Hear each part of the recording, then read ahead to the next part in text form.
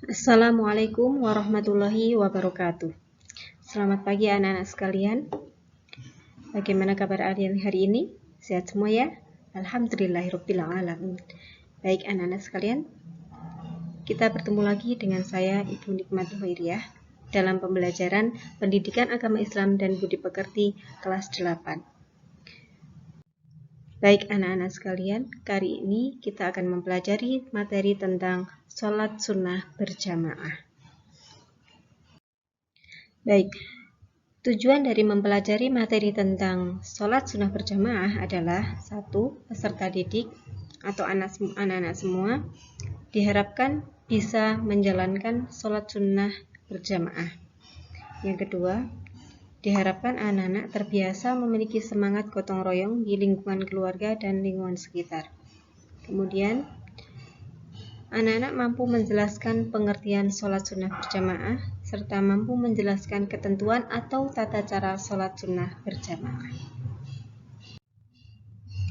Konsepnya dalam pembelajaran materi sholat sunnah berjamaah adalah bahwa sholat sunnah itu terbagi menjadi 3, yaitu sholat sunnah yang dilaksanakan secara berjamaah, sholat sunnah yang dilakukan secara berjamaah maupun bisa juga dilakukan secara munfarid, dan sholat sunnah yang hanya bisa dilakukan secara munfarid.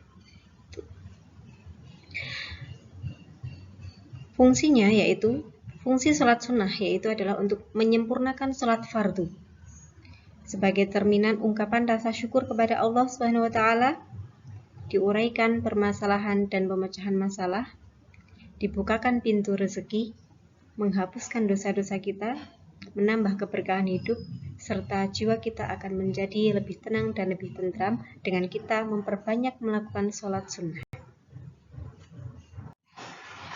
Sholat sunnah itu apa artinya? Sholat sunnah adalah sholat yang apabila dilaksanakan mendapat pahala, sedangkan jika tidak dilaksanakan tidak apa-apa. Jadi, bagi yang melaksanakan sholat sunnah, dia akan mendapatkan keberuntungan yang lebih dibandingkan yang tidak pernah melaksanakan sholat sunnah.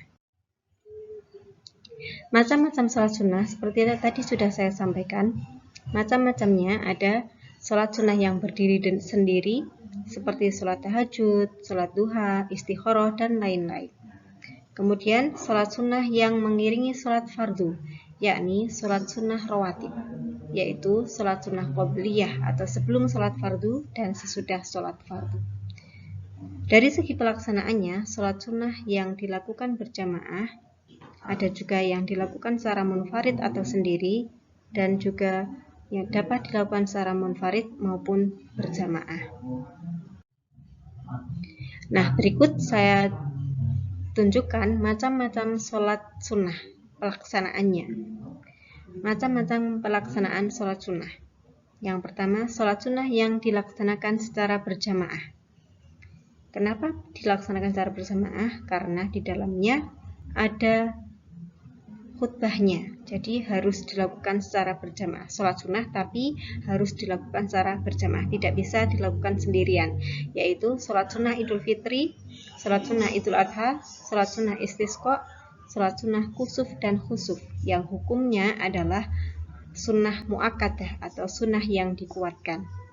Yang kedua, sholat sunnah yang dilakukan dapat dilakukan secara berjamaah maupun munfarid. Contohnya sholat sunnah tarawih, witir, duha, tahajud, dan sholat sunnah tasbih. Selain itu, sholat sunnah yang dilaksanakan secara munfarid atau sendirian, yaitu sholat sunnah rawatib, istikharah, dan tahiyatul masjid.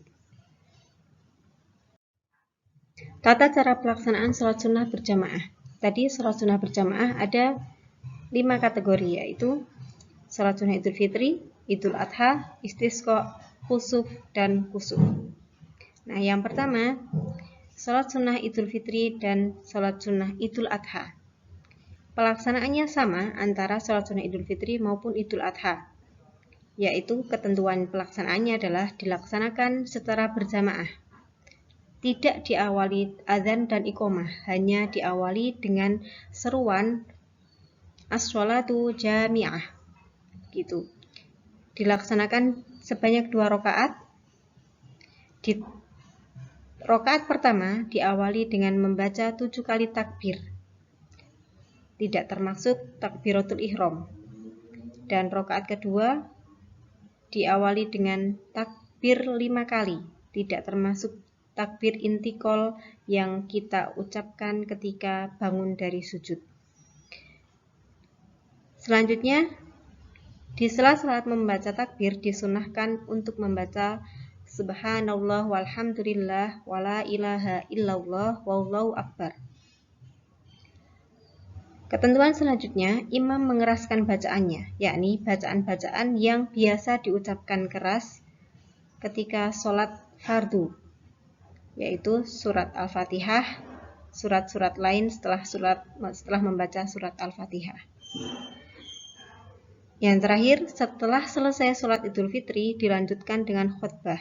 Jadi kita sebagai jamaah ketika mengikuti jamaah sholat Idul Fitri itu tidak boleh ketika selesai salam langsung beranjak dari tempat sholat jamaah dan langsung pulang, itu tidak, tapi dianjurkan untuk mendengarkan khutbah terlebih dahulu. Sunnah-sunnahnya setelah Idul Fitri itu apa?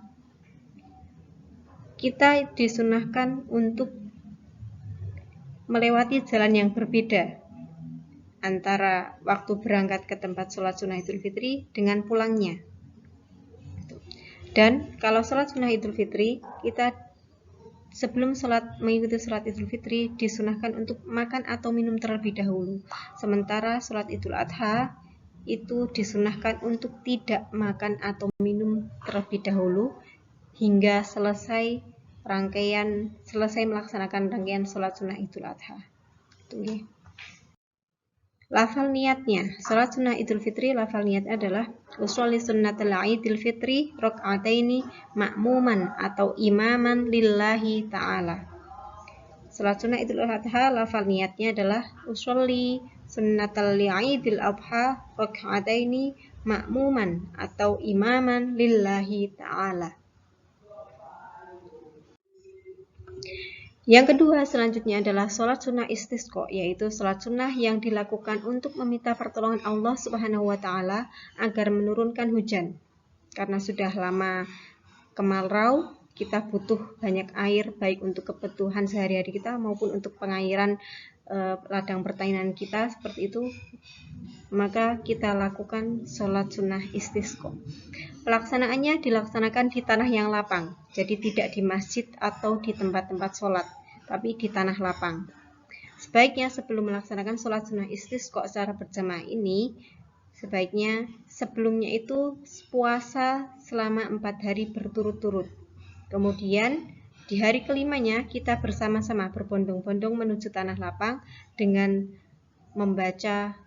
mengucapkan istighfar dan berzikir kepada Allah Subhanahu wa Ta'ala untuk selanjutnya melaksanakan sholat sunnah istisqa.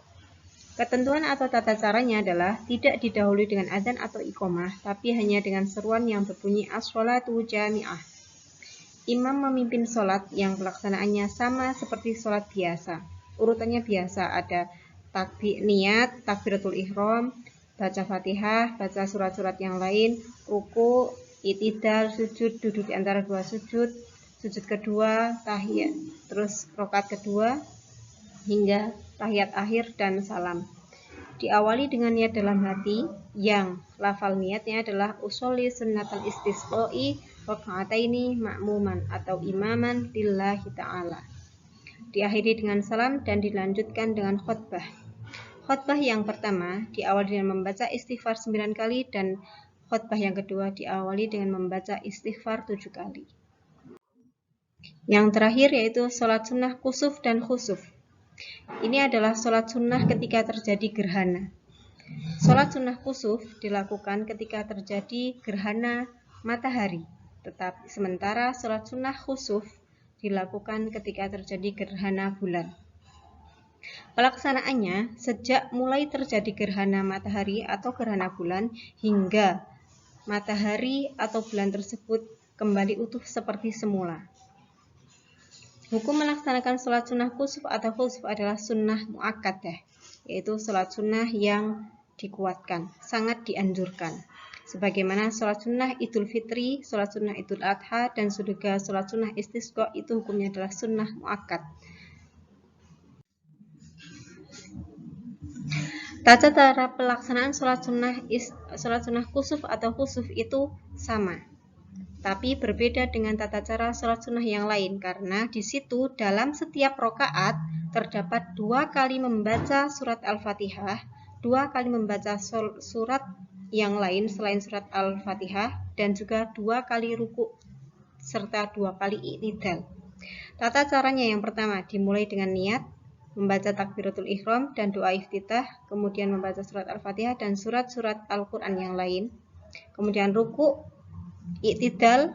Setelah i'tidal yang pertama itu membaca surat Al-Fatihah lagi dan juga surat-surat yang lain, kemudian ruku kembali, i'tidal, baru sujud.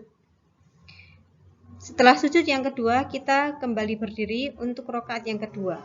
Tata caranya sama dengan rokaat yang pertama tadi, yaitu membaca Al-Fatihah, surat-surat selain surat Al-Fatihah, kemudian ruku, i'tidal, baca Fatihah lagi dan surat-surat selain surat Al-Fatihah, kemudian ruku lagi, i'tidal, baru sujud untuk rokaat kedua, duduk antara 2 sujud, sujud yang terakhir, dan tahiyat, kemudian salam.